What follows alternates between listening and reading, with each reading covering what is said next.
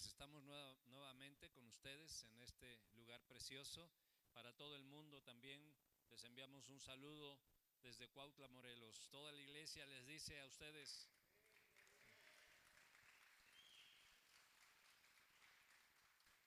andan medios lentos ustedes. Un saludo desde Cuautla para todo el mundo.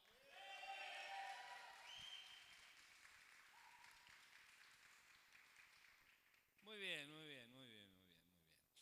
Es la séptima porción de esta temporada. ¿Por qué ahora todos temporadas? ¿Y qué? ¿Temporadas y qué más? Series, temporadas, capítulos y todo eso, ¿no? Qué bien sabe Netflix, ¿verdad?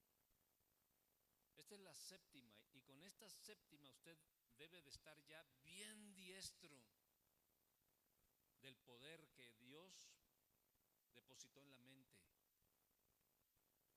de lo poderoso, del poder que Dios puso en usted a través de la mente. Nosotros somos espíritu, alma y tenemos un cuerpo. Y si no lo tiene, pellizquese y verá que ahí está, ahí está.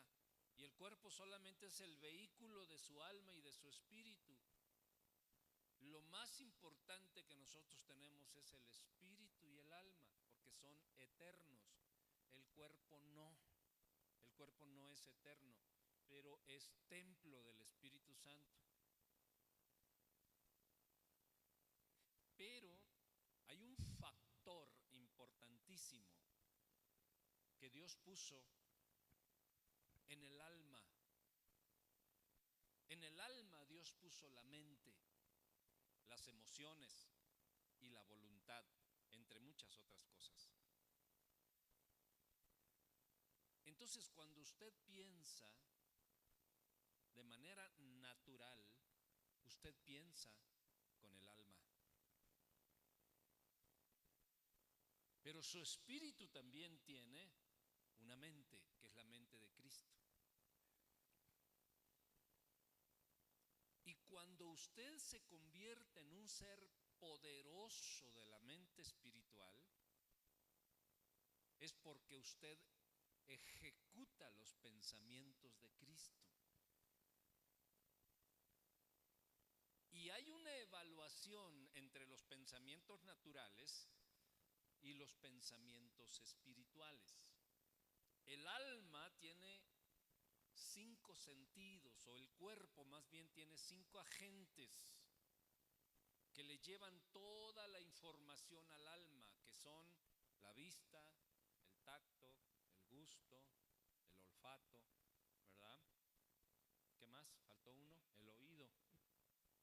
Hay algunos que tienen mucho oído.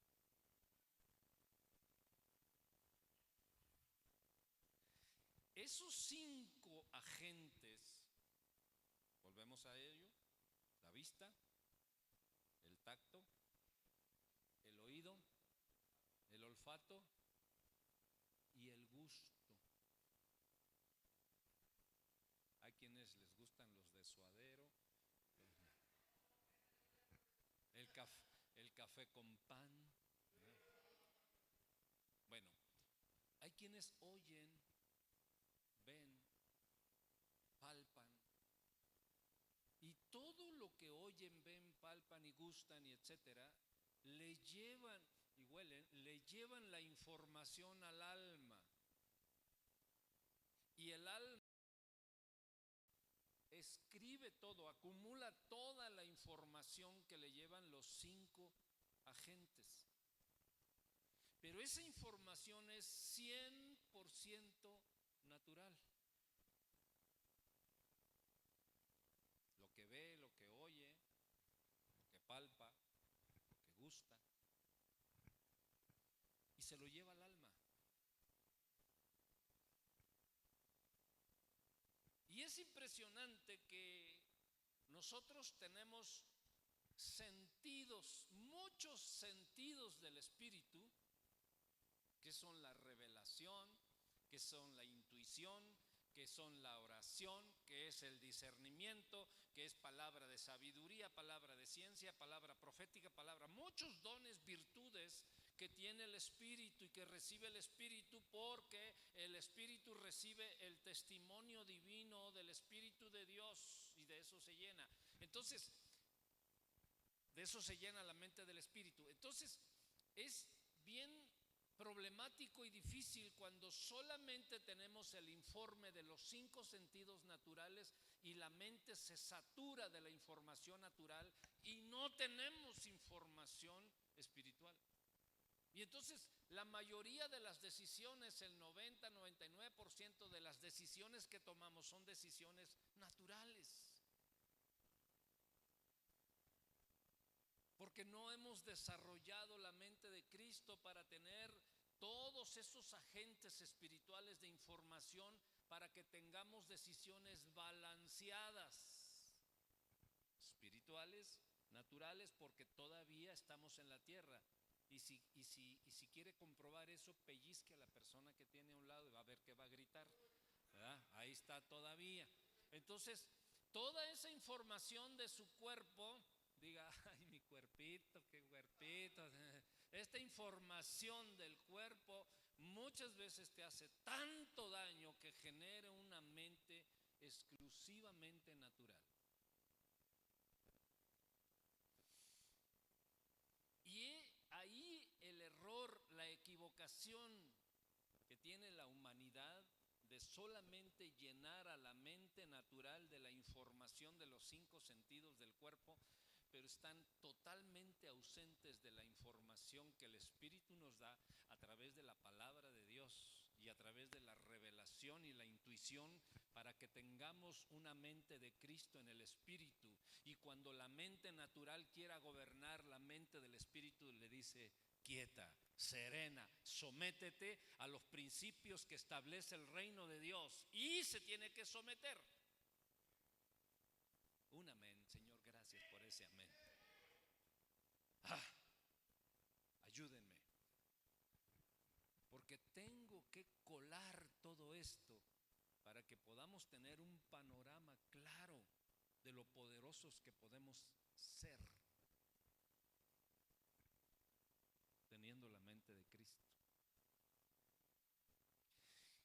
Cristo nunca tuvo una derrota. Todo lo que Él hizo fue victoria tras victoria, gloria tras gloria, porque su mente estaba llena de la voluntad del Padre. Y la voluntad del Padre la ejecutaba el Hijo con una mente gloriosa y divina, y cualquier agente del enemigo, por muy epicúreo que sea, no le podía hacer nada al Señor Jesucristo, porque el Señor Jesucristo siempre tenía una respuesta poderosa, sobrenatural, porque tenía la mente de Cristo, y la mente de Cristo es la mente del Padre. Y a nosotros nos es dada la mente de Cristo. Y si nosotros tenemos la mente de Cristo, ejecutamos la voluntad de Cristo, y la voluntad de Cristo ejecutada no admite derrotas. Y si no admite derrotas es porque no conoce la derrota. Y si no conoce la derrota, tampoco conoce los lamentos. Y si no conoce los lamentos, entonces no conoce la poquedad. Porque muchos cristianos, aunque alabamos a un Dios infinito, vivimos en poquedad.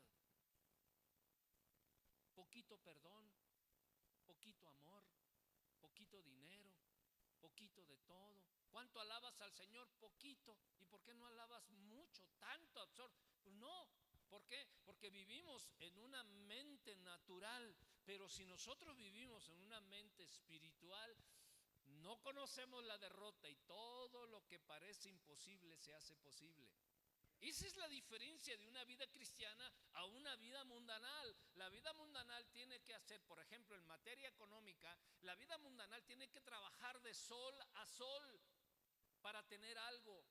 Y sin embargo, las circunstancias económicas del mundo le roba todas las bendiciones, porque apenas si ganó algo, pero ya subió el precio de las cosas. Entonces todo lo que el esfuerzo que hizo por trabajar se lo llevó el aumento de precio de las cosas. Y regresa otra vez a vivir en poquedad. Y nosotros decimos, ¿cuándo será que puedo yo vivir la abundancia que dice la Escritura, que alcanza hasta para repartir?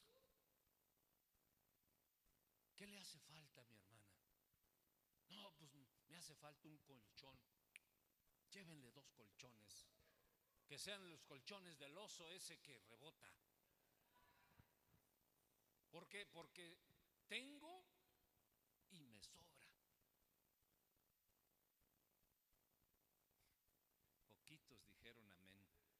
Se espantaron con el costo de los colchones del oso de Luna. Pues yo lo que he visto es un oso que brinca ahí. Esos ya no, están ya los más caros. ¿Qué le hace falta a mi hermano? Mire, a mí me sobra, porque cuando tengas o tengamos la mente de Cristo, mis hermanos, siempre vamos a estar dispuestos a manejar un mundo y una circunstancia de sobreabundancia.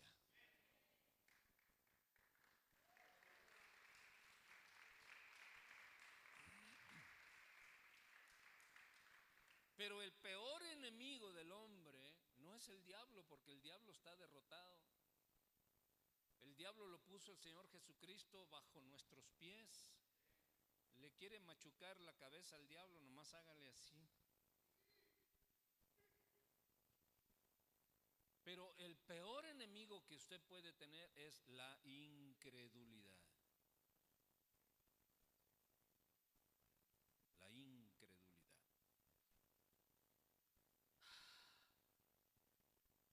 Pablo era un blasfemo, era un perseguidor, era un injuriador por ignorancia y por incredulidad. El apóstol Pablo, antes de creer en el Señor Jesucristo, antes de entregar su vida a Jesucristo y que tuviese la mente de Jesucristo, fue un blasfemo, fue un perseguidor y fue un injuriador.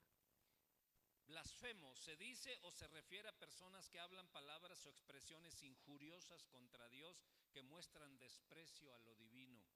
Esa es una persona blasfema, que habla basura en contra de Dios. Y Pablo, el apóstol Pablo, era un blasfemo. De su boca salía basura contra Dios. Él era perseguidor, es aquel que tiene una razón moral, comercial, tradicional, como elemento de causa para seguir a quien piense diferente.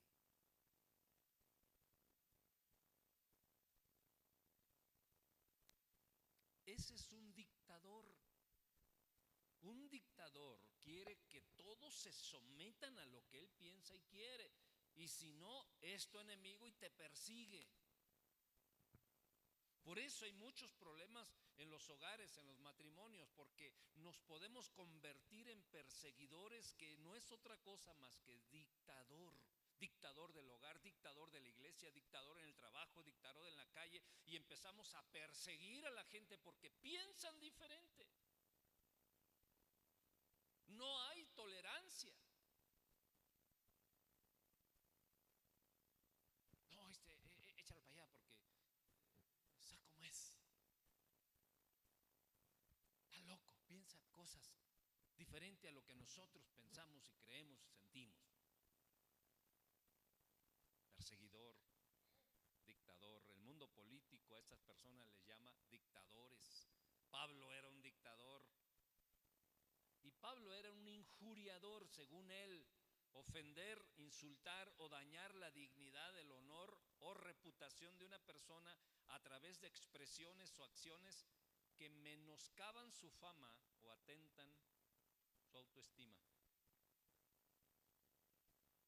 ¿Qué es un injuriador? Es un bulinista. Es un burlesco.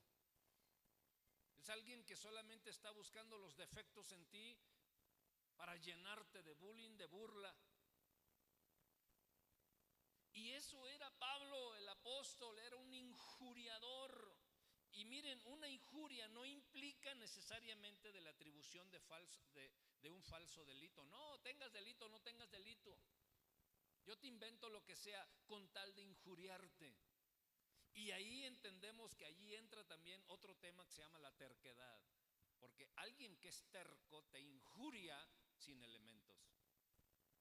¿Y por qué lo haces? Porque soy tu madre. No, perdón. Porque soy tu papá, porque soy tu mamá, porque soy tu pastor. Y, dijera Lucerito, y esa persona es un injuriador.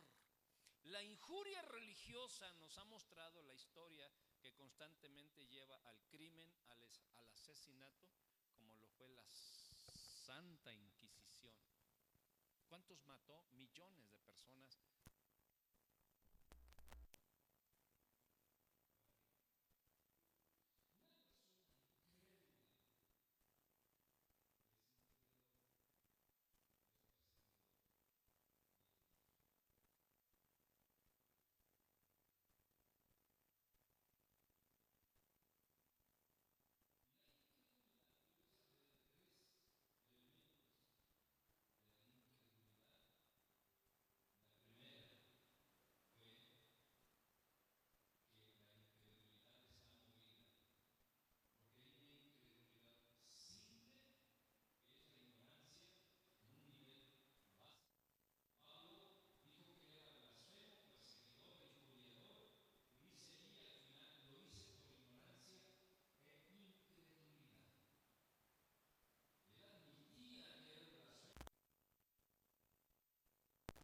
Mateo 1:13 dice, y lo hice por ignorancia y lo hice por incredulidad.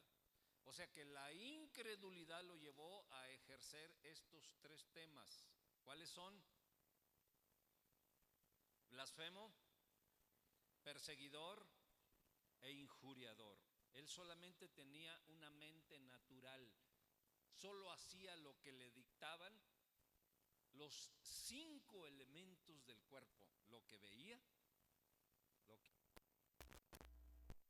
lo que oía, lo que gustaba, lo que tocaba.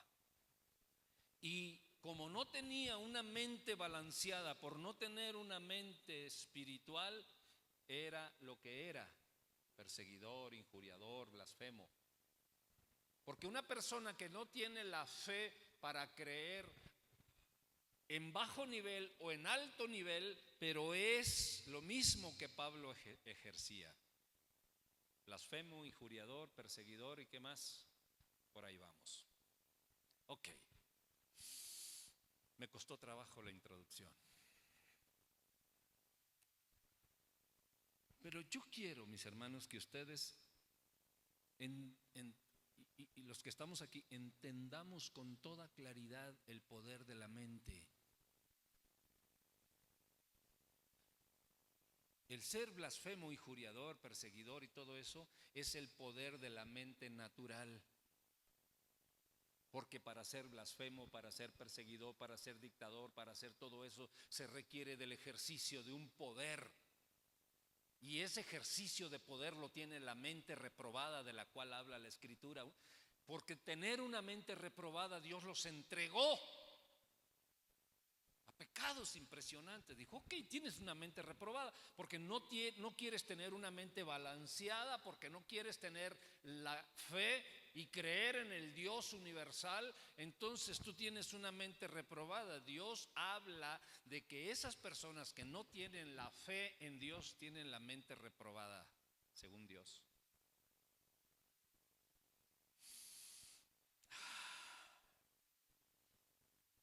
Voy por el punto número 2. Causal de la incredulidad. El segundo punto que causa la incredulidad es por rebelión en el corazón. La primera causa es una causa simple, simplemente por ignorancia. Hay mucha gente que por ignorancia se va al infierno eternamente, por ignorancia, porque no conocían la verdad, la ignoraron o la quisieron ignorar o no le hicieron caso, pero a fin de cuentas es ignorancia. El segundo elemento del por qué podemos nosotros caer en incredulidad es causada por rebelión en el corazón. Hebreos 3, 18 y 19 dice: y a quienes juró que no estarían en su reposo, sino a aquellos que desobedecieron. Y dice el 19: y vemos que no pudieron entrar a causa de incredulidad. No entraron en la gloria de Dios, no entraron a la eterna vida o a la vida eterna por incredulidad. Y cuando eso sucede, la incredulidad se convierte en tu peor enemigo. Y la gente le pregunta a la gente: ¿y tú en qué crees? Pues fíjate que no sé en qué creer, no sé, a lo mejor allá en el equinoccio, o a lo mejor en las buenas vibras, o a lo mejor, y la gente anda creyendo en la muerte, y anda creyendo en los muertos, y anda creyendo en Halloweenes, y anda creyendo en muchas otras cosas, porque tiene una mente reprobada. Ejerce una fe natural, ejerce una mentalidad alimentada por sus 5 agentes, y Dios lo califica como una mente reprobada. Pero la incredulidad causada por rebelión en el corazón es otra cosa, porque la rebeldía es una forma de desobediencia a Dios. Yo no soy rebelde con nadie si yo desconozco las órdenes de ese alguien. Yo no puedo ser rebelde con alguien porque desconozco cuáles son tus órdenes, desconozco cuál es tu postura como autoridad hacia mí. Como yo desconozco la postura de autoridad sobre mí, pues yo puedo ser rebelde por ignorancia. Pues no. ¿Por qué? Porque yo no conozco. Aunque sí puedo hacer por omisión, por ignorancia. Pero la segunda causa de incredulidad es por rebelión. O sea, no me gusta cómo piensas, Dios. Yo tengo mi propio pensamiento de las cosas y no me interesa tu pensamiento, porque ya me di cuenta, Señor, que tengo que amar a mi prójimo. Y si tú supieras cuánto daño me ha hecho mi prójimo, entonces no estoy de acuerdo con tus pensamientos y decido no creerte. Eso se llama rebelión. Y no necesitamos hacer esa expresión, simple y sencillamente no amar a tu prójimo.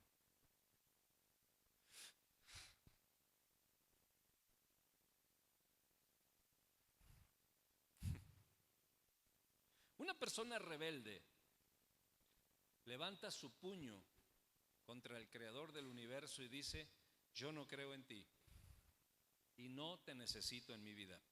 Ahora, quiero ir despacito porque esto es algo sumamente importante. Si usted siente que le abraza el coyote, allá hay café.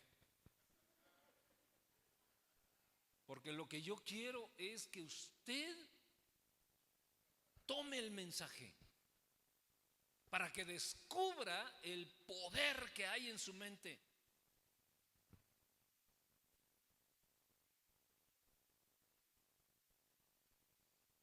¿Qué provoca la rebeldía?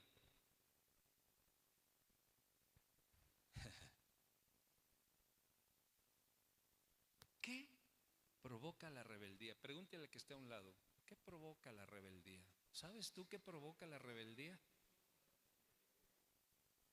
Ahora contéstele el que está a un lado, el que le preguntaron, dígale: ¿usted es rebelde?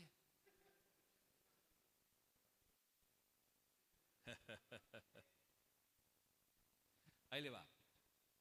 ¿Qué provoca la rebeldía? La dureza de corazón. ¿Y qué provoca la dureza de corazón?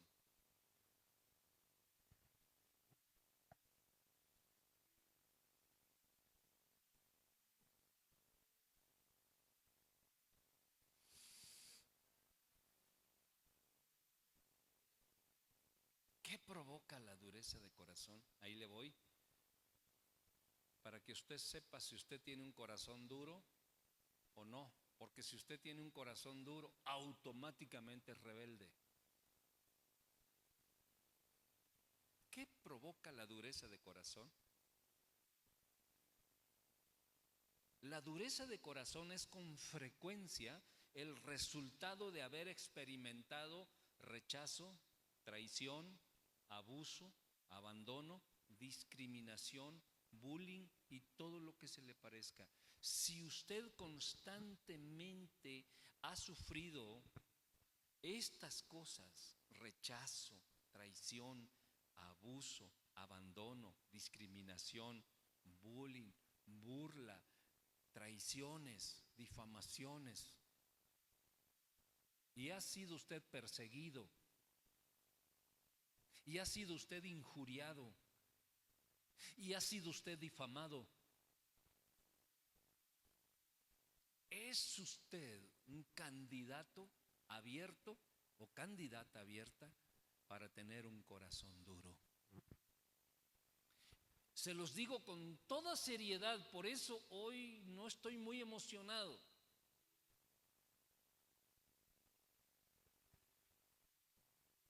Porque es muy fácil tener un corazón duro. Porque en el mundo tendréis aflicción, dice el Señor. Pero recuerden que yo he vencido al mundo, dice el mismo Cristo. No tienen por qué quedarse con todas esas cosas en el corazón, porque van a endurecer el corazón.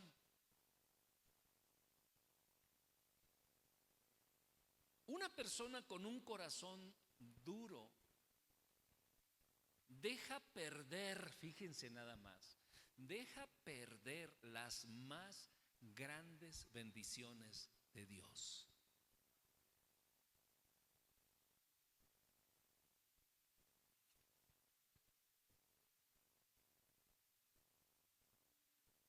Como lo son la salvación, las provisiones divinas, la protección, la sanidad, la liberación, el gozo del Señor, la armonía del hogar, el disfrutar venir a su casa y adorar y alabar, porque muchas veces cuando tenemos dureza de corazón no podemos adorar a Dios aunque queramos, no podemos abrazar a la gente porque tenemos duro el corazón, no podemos hacer un favor a la gente porque es una carga.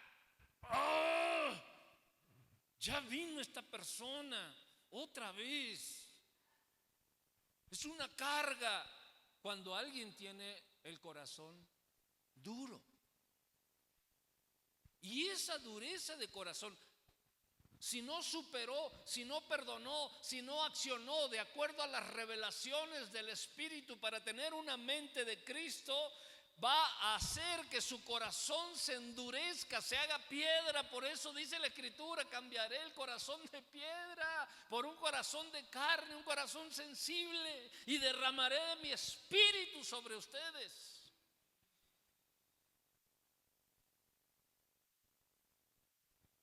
Lo tremendo de esto es que cuando se tiene un corazón endurecido, se pueden presenciar los milagros más claros de Dios y aún así no aceptar esa verdad.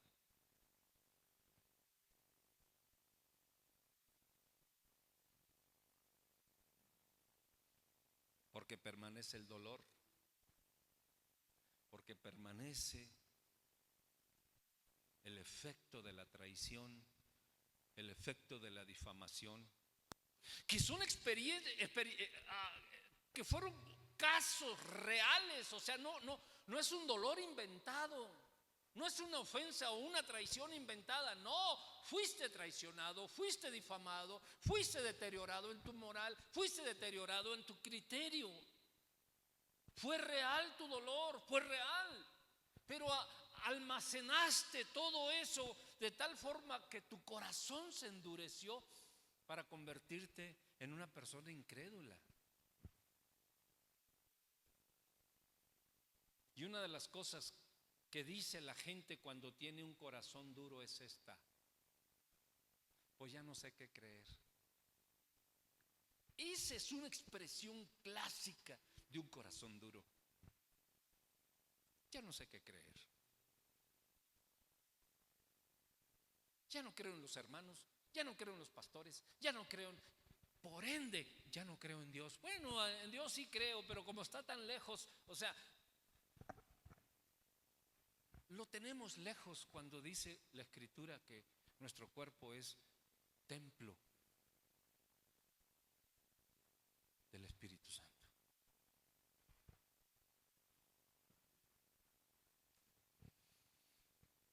Hoy el mensaje no es emotivo, hoy el mensaje es de terror, para que sepamos qué es lo que puede hacer la mente y qué es lo que puede frenar tu propia mente.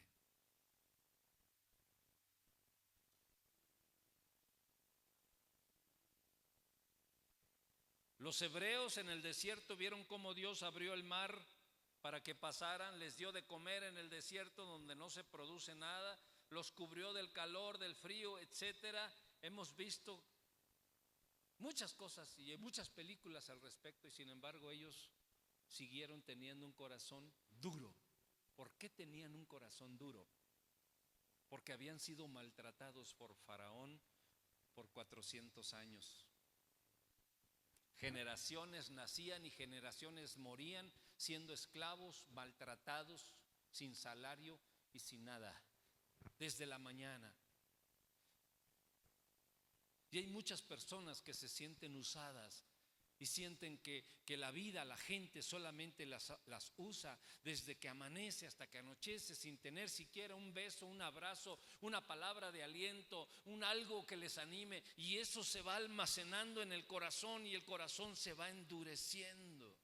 Y el endurecimiento del corazón hace que seamos incrédulos, y la incredulidad nos lleva a ser rebeldes, y la rebeldía nos lleva al juicio de Dios.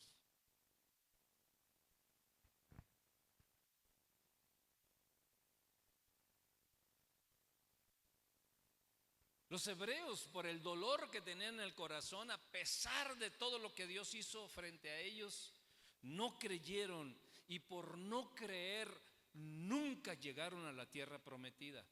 Todas las personas, los 2 millones de personas o 3 millones de personas que salieron de Egipto para ir a la tierra prometida, ni uno de ellos llegó a la tierra prometida, todos murieron en el desierto. Los únicos que llegaron a la tierra prometida fueron los que nacieron en el desierto.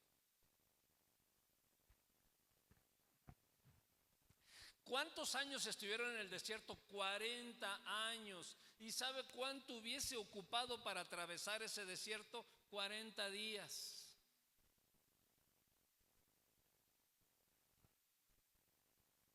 Y hay desiertos que Dios nos hace pasar que solamente implican 40 días. Y por la dureza de nuestro corazón llevamos años, años, años y años, porque no perdonamos o porque no superamos tales o cuales situaciones o condiciones, y regresamos a lo mismo, y siempre regresamos a lo mismo, y el corazón se endurece más cada día.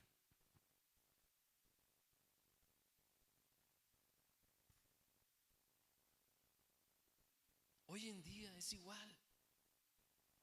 La gente está endurecida del corazón por los diferentes pasos dolorosos de la vida, y son dolores reales, son agresiones reales. En mi recorrer ministerial, hermanos, he conocido personas que vivieron con el dolor en su corazón de las ofensas de personas que ya ni vivían. Es que mi suegra hace 40 años me hizo y me dijo y me quedé, y siguen enfurruñados en el corazón, con un corazón duro de personas que ya ni siquiera están aquí, ya se fueron. Y a lo mejor ya están gozando de la gloria de Dios, bien alegres. Y acá la persona con un corazón endurecido de piedra. ¿Desde cuándo que la suegra se fue?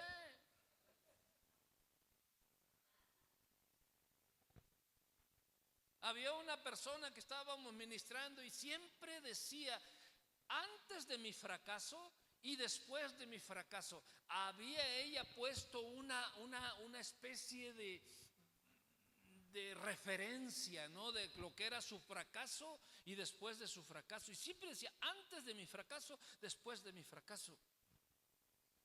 Y una vez, de tanto que lo decía, porque de repente ella venía y daba testimonio y decía: le doy gracias a Dios porque antes de mi fracaso y ahora mi fracaso, traía el fracaso allí en su corazón, a pesar de que daba testimonio, pero el fracaso ahí lo traía amarrado con listón rojo.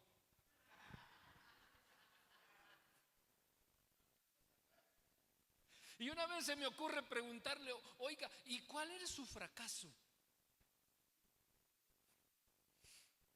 Qué chismoso esto, quién saber, ¿verdad?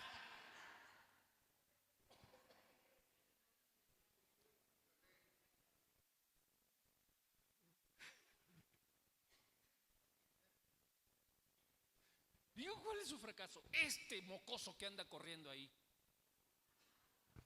le había echado toda la culpa a su hijo. Y entonces, conforme el hijo crecía, el fracaso también crecía. Y a veces en la vida, mis hermanos, tenemos cosas que han crecido al lado nuestro con la vida. Y ahí los traemos amarrados. Yo no sé cuál pueda ser tu fracaso. Yo no sé cuál pueda ser tu desdén, tu dolor. Porque la dureza de corazón genera enfermedades. Hay gente muy enferma, es hipocondriaca, sale de una enfermedad y entra otra y luego entra otra y dice: todo le pasa y todo tiene, todos los síntomas, todos los tiene. Oye, fíjate que yo estuve enfermo de los huesos. Yo más que tú. ¿Desde cuando yo usé muletas y silla de ruedas? Y tengo esto y tengo lo otro y tengo para allá y tengo para acá. Y son hipocondriacos. Todo les duele, hasta el pelo. A mí ya no me duele porque tengo poco.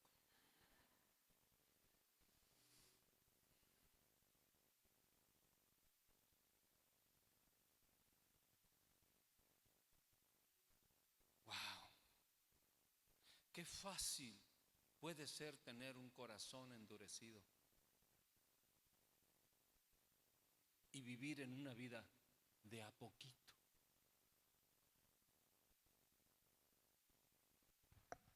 Poquito. ¿Cuánto amor tienes? Poquito, pero es suficiente.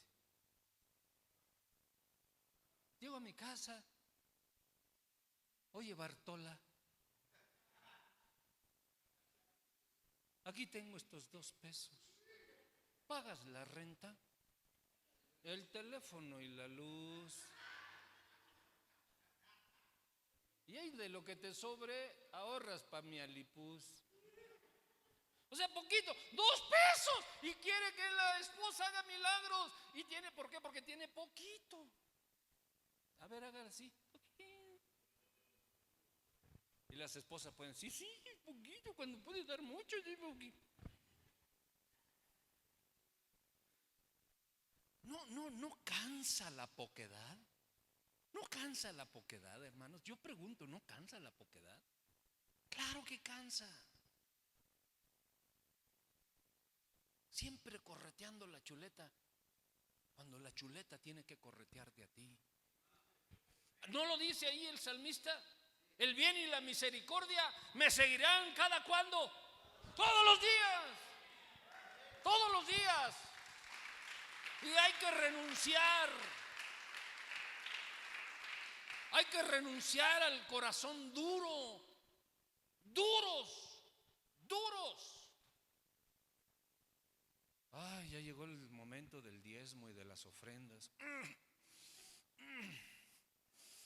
duro, como el bolillo, duro pero seguro.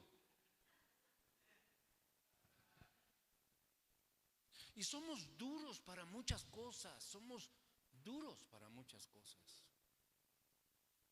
Cuando iba a la secu hace poco, vendían unos dulces que le llamaban los duros. Yo no sé por qué tragábamos eso. Estaba tan duro, de verdad, le hacían honor a su nombre. Duro, todavía los venden, ¿no? Ya no, todavía. Wow, tú eres de los míos de mi edad más o menos. Ahí estábamos, se nos tronaban los dientes, ya estábamos, yo no sé por qué estábamos tragando cosa dura. Bueno, comiendo, se me chispotea alguna palabra, es que he bajado al barrio, me he dado baños de pueblo. Pero es muy fácil tener un corazón duro, venir y adorar al Señor y cantar y todo, pero tenemos nuestra reserva de dureza. Calladitos, ahí lo tenemos, calladitos. Y con todo respeto lo digo, pero se da más en las mujeres que en los hombres. Espérame. Oh, espérenme. Espérenme.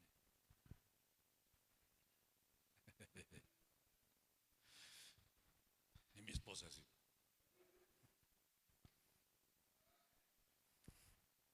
Ahora, ahora.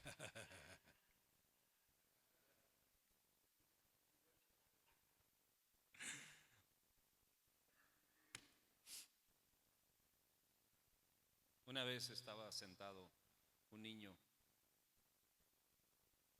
en la mesa con los papás. Y él se paraba porque era el momento de la comida. Y la mamá le decía, siéntate. Y se sentaba. Él se paraba otra vez. ¿Qué te sientes? Te digo. Se sentaba. Y ahí mantuvo sentado. Y al cabo de un rato, el niño levanta la mano. ¿Qué? ¿Puedo hablar? ¿Puedo decir algo? Sí.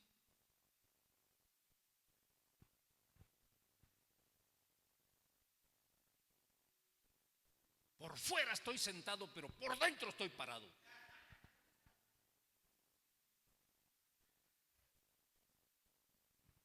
Tercos, duros. Me obligas a esto, pero por fuera sí estoy sentado, pero por dentro en mi voluntad estoy parado. Y el Señor nos quiere verdaderos, con corazones sensibles al Espíritu. Que si el Señor nos dice siéntate, me siento. Si el Señor dice párate, me paro. Si el Señor dice alaba mi nombre, alabo. Si el Señor dice ama a tu hermano, lo amo. Está medio feíto, pero lo amo. Hoy no se bañó, pero como quiera lo amo, Señor. Hago el esfuerzo. Ese es un corazón sensible a la voz de Dios, un corazón que cree.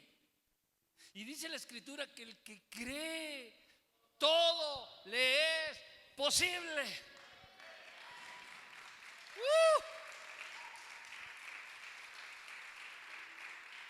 Pero el que tiene el corazón endurecido, aunque le estén hablando de su destino eterno y diciéndole que su destino eterno está en juego por no perdonar, y aún así decide no creer en Dios y en sus promesas, se van a la eternidad sin Dios por un corazón endurecido, lleno de incredulidad.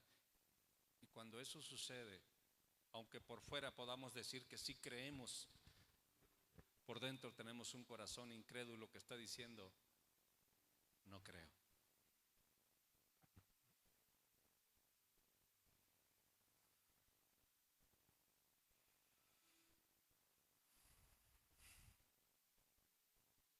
Por último,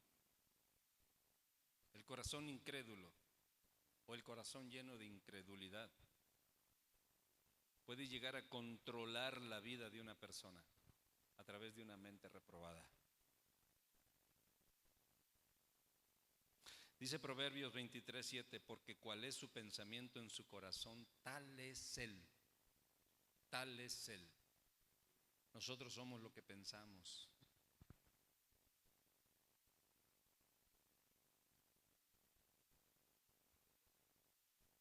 Por eso, en esta exposición, más bien la de hace 8 días, empecé diciendo que la incredulidad es una condición del corazón e hice una diferencia entre lo que es una condición y lo que es una enfermedad.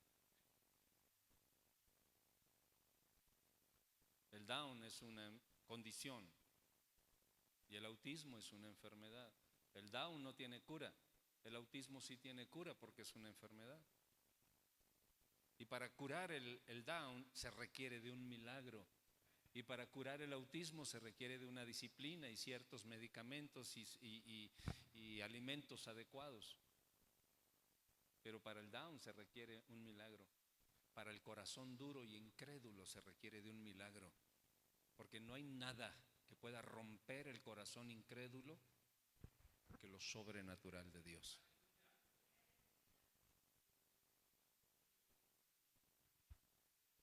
Porque una persona con un corazón endurecido confía en su propio juicio y rechaza la sabiduría de Dios porque no la puede discernir. No puede discernir la sabiduría de Dios porque tiene un corazón dolido, tiene un corazón lleno de dolor, de angustia, de amargura.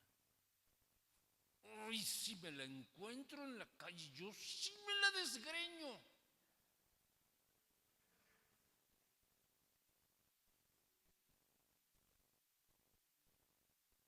No traigo una pistola, si no se la vaciaba ahorita. Pum, pum, pum, pum.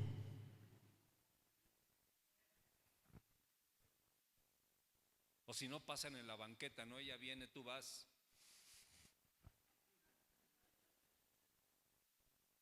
Híjole, te caigo un rayo.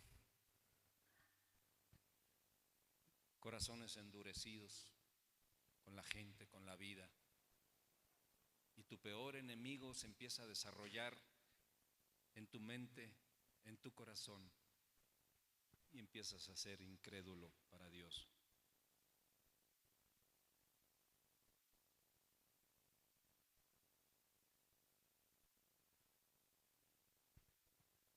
Los que tienen corazón endurecido, Dios permite que le pasen cosas dolorosas para que sean humillados hasta la tierra.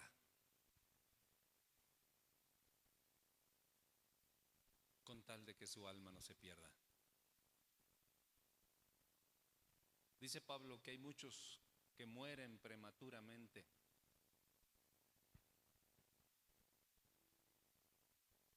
Y hay mucha gente que yo he visto que han entregado su corazón a Dios, pero que sus corazones con el tiempo fueron endurecidos y que pronto Dios se los llevó.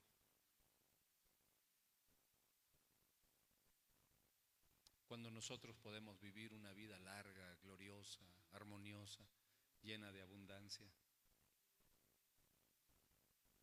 Yo por eso, mis hermanos, cuando yo lo veo o la veo, voy, corro y le doy un abrazo. Dios te bendiga. Qué bueno que estás aquí.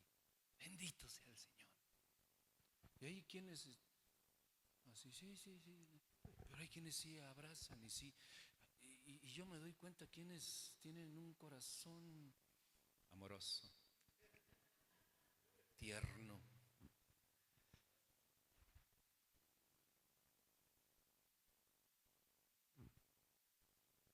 O a veces hay quienes abrazan. Dios le bendiga.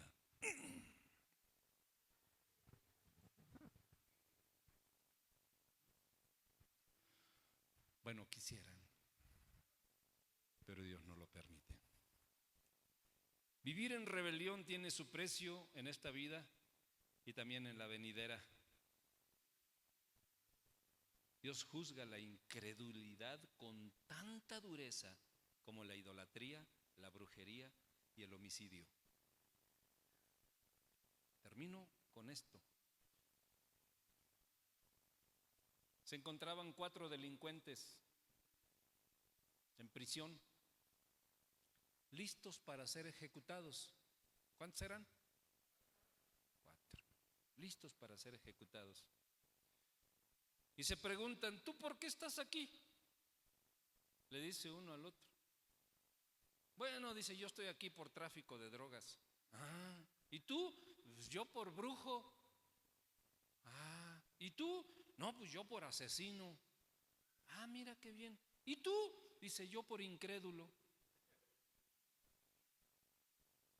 ¿Cómo que por incrédulo? Suena ridículo, ¿no? Que por incrédulo estés en prisión y listo para ser ejecutado.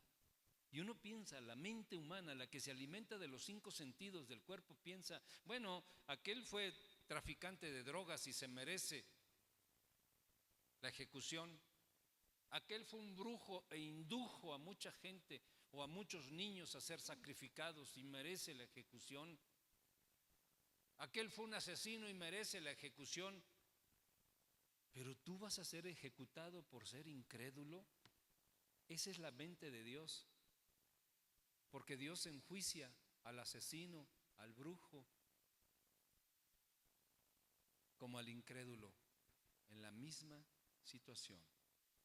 Terminamos con esta cita bíblica, Apocalipsis 21:8, dice así: pero los cobardes e incrédulos, Apocalipsis 21:8, dice, pero los cobardes e incrédulos, los abominables y homicidas, los fornicarios y hechiceros, los idólatras y todos los mentirosos tendrán su parte en el lago que arde con fuego y azufre, que es la muerte segunda.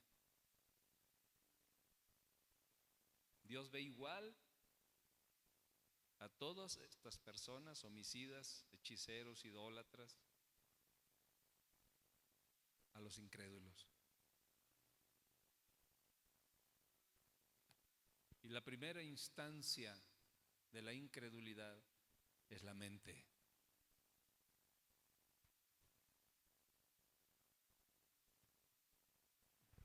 Hay personas que les pasa algo y rápido hacen algo. Lo primero que se les ocurrió, eso es lo que hacen. No hay meditación, no hay análisis, no hay un diálogo con Dios, no hay una oración, no hay una dirección. Señor, me está pasando esto, ¿qué es lo que debo de hacer? No, lo primero que eso, y responden rápido. Y para todo tienen respuesta. Normalmente esa es una mente natural. Porque no hay un balance mental. Y muchas de esas veces nosotros nos equivocamos en nuestro andar con Cristo. Esta fue la última parte del poder de la mente. Aunque podría sacar 20 o 30 partes más, porque el tema es muy abundante, pero ahí le vamos a parar. Porque es demasiado profundo, tan profundo, que veo que se cabecean algunos de los 5,000 que veo.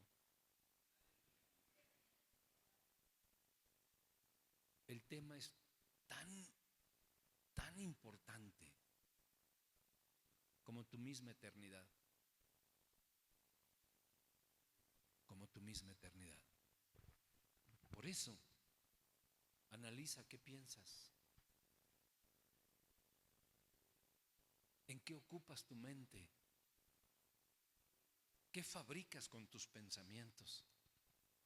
Porque lo que tú fabricas y piensas, eso es lo que tú eres en el corazón. Porque la primera instancia de incredulidad es la mente. Pero cuando nosotros constantemente estamos fabricando pensamientos de incredulidad, entonces viene un espíritu de incredulidad y se imposta en el corazón.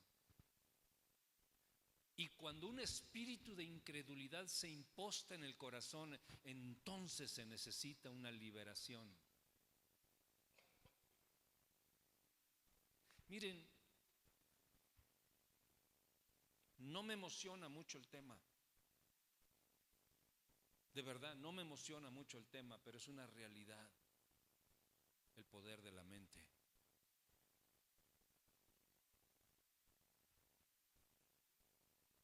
Dios dijo que en la lengua estaba el poder de la vida y de la muerte. Y la lengua solamente hace lo que tengas en la mente. La lengua es el poder ejecutivo de tus pensamientos.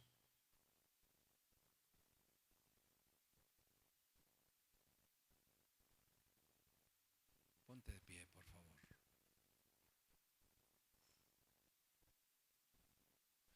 Hoy no sé si hacer un llamado al altar o no.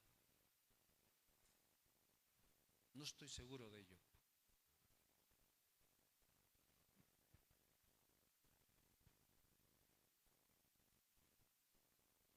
En primer lugar, porque me entristece el corazón que mucha gente falte. Y más en Día de Muertos.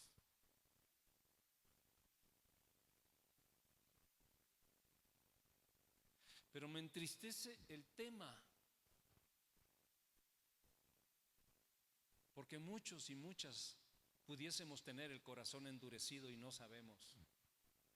Y solamente decimos, bueno, es que esto es lo que me tocó vivir, ¿y qué? Y nos enojamos con nosotros mismos, nos enojamos con la gente, nos enojamos con el prójimo y muchas veces hasta podemos sentir cierta animosidad contra Dios. Y nosotros mismos no nos damos cuenta si tenemos un corazón endurecido. Cierra tus ojos.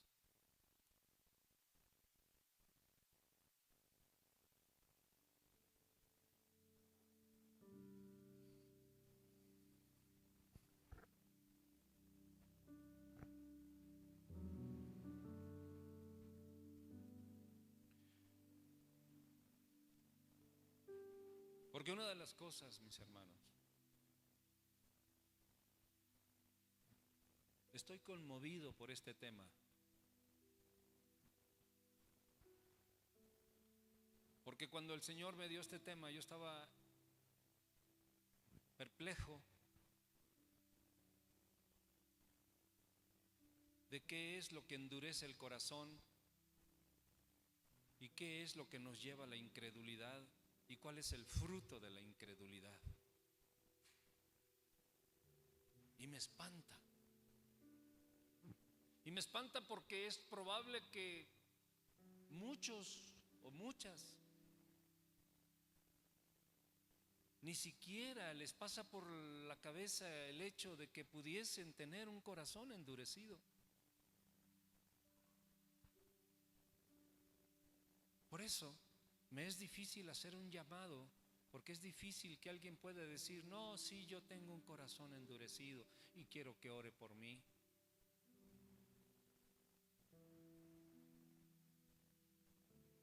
Pero pudiera haber personas que digan, yo no quiero tener un corazón, no sé si tengo un corazón endurecido, pero como no sé si lo tengo o no lo tengo y como no lo quiero, yo quiero pasar al frente.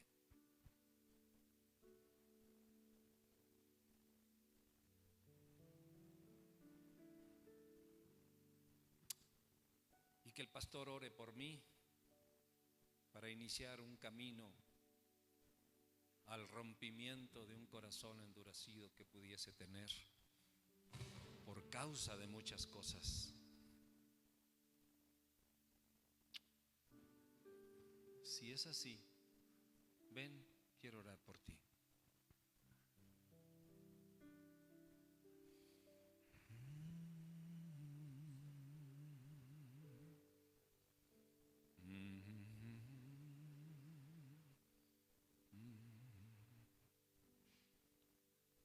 Gracias, Dios. tus manos a Dios. En primer lugar, entrégale tu corazón y dile: Señor, toma mi corazón. Te doy mi corazón, Señor.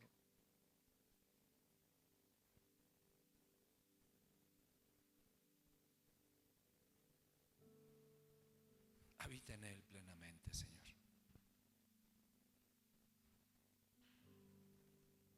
Es el Rey de mi corazón, Señor.